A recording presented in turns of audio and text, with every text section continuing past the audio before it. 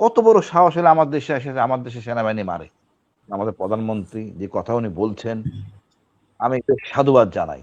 উনার মুখ থেকে এই কথা বলা মানে কতটুক করবে সেটা পরে দেখতেছি আমরা। সেটা কেমনে করাইতে হয় আমরা সেটা করাই নিব ইনশাআল্লাহ। এখানে ওকে, ফাইললেমে চলবে না। বাট উনার মুখ থেকে এটা বলছে আমি ওকে ধন্যবাদ দেই। এখানে দেখেন কাদের বিচার করবেন? সব দোষ তো বিডিআর ঘাড়ে চাপাচ্ছি আমরা। তা তো না।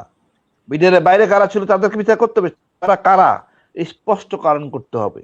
এই রাজনীতিবিদরা, তারপরে মিডিয়া, এই তদন্ত কর্মকর্তাদের গাফিলতি, তারপরে আপনি মনে করেন যে সকল শৃঙ্খলা বাহিনী দায়িত্ব পালন করে নাই, নানা অজুহাতে ভিতরে ঢুকে নাই, এদের তো বেতন দিয়ে রাখা হয়েছিল, কেন ঢুকে নাই?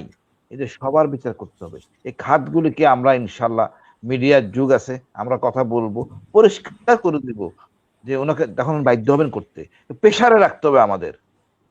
একটা লোক কথা না শুনলে তো প্রেসারে রাখতে হবে। উনিও প্রেসারে আছেন ভারতের, যে এটা করেন না, এটা করেন না, অনেক কিছু ব্যাপার আছে এখানে। এখানে পরিষ্কারভাবে ভারতের নাম চলে আইছে।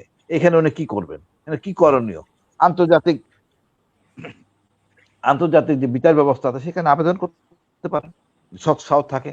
তার জন্য আমরা প্রেশার ক্রিয়েট করব, জনমত সৃষ্টি করব, প্রেস ক্লাবে কথা বলবো, রাস্তায় কথা বলবো, উনি বাধ্য হবেন। একইভাবে মনে করেন ওরা যে আমার দেশে হস্তক্ষেপ করছে এই জিনিসটাকে, এটা যে জঙ্গি রাষ্ট্র ভারত, আমরা প্রমাণ করব।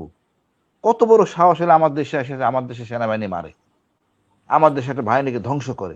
এটাকে আমরা বিশ্ব মিডিয়াকে নিয়ে আসতে পারি নাই। এই 17 বছরে আমরা ব্যর্থতা আনতে পারি নাই। অ্যাটলিস্ট তারেক সাহেব এবং আমার ওই চুপ্পু সাহেব যাই বলেন, দুইজনে দুইজনে এই কথাটা বলছেন। এতদিন তারা যান নাই। কে মানা করছিল চুপ্পু সাহেবকে যাইতে? আমাদের যান নাই তো উনি।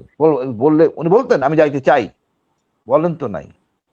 তারপরে আমি সাধুবাদ দিব, উনি এই কথাটা বলছেন। উনি আরো অনেক কিছুই কমিট করছেন, যেমন ওনাদের দাবি ছিল গ্রেড 1 করা এই দিবসটাকে। অ্যাটলিস্ট আস্তে আস্তে যাই।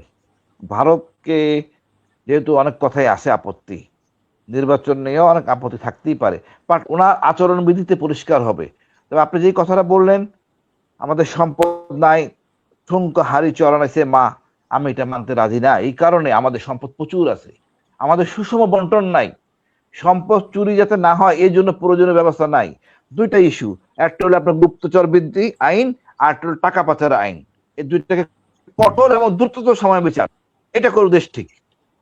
এই দুই খাতে, গুপ্তচর এবং টাকা পাচার, দ্রুততম আইনের মধ্যে ফেলায় বিচার, 3 মাসের মধ্যে ঝামেলা শেষ।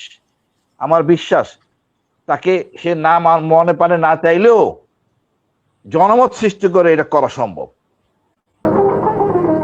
কারা রইল বোকাপাট, কারা রইল বোকাপাট, ভেঙে ফেল করবে লোপাট, রক্ত জমাট শিকল পুজোর ভাষণ বেদি।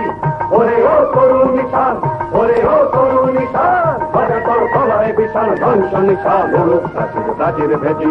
কারা